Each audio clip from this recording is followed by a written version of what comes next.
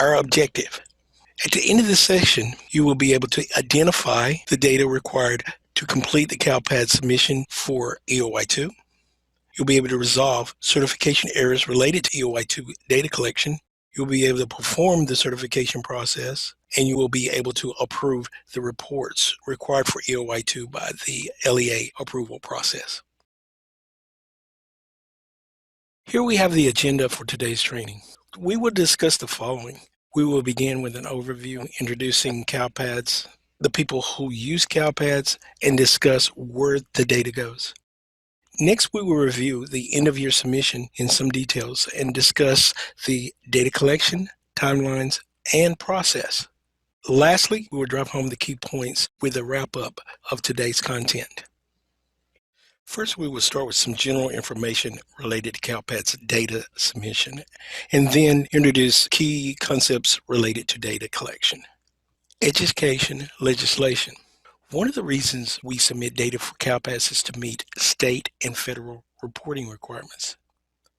We have the LCFF, Local Control Funding Formula, and ESSA, Every Student Succeeds Act. ESSA advances equality by upholding critical protection for Americans disabled and high-need students. Requires for the first time that all students in America be taught to a high academic standard that will prepare them to succeed in college and career.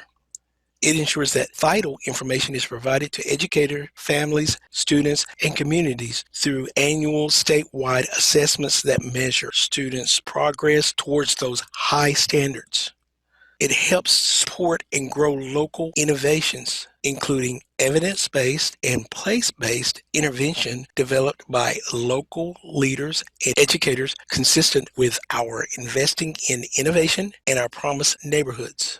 Sustains and expands the administration's historic investment in increasing access to high-quality preschools, maintains an expectation that there will be accountability and action to effect positive change in our lowest performing schools, where groups of students are not making progress and where graduation rates are low over an extended period of time. This is a list of all the program codes that are collected throughout the year. Fall 1,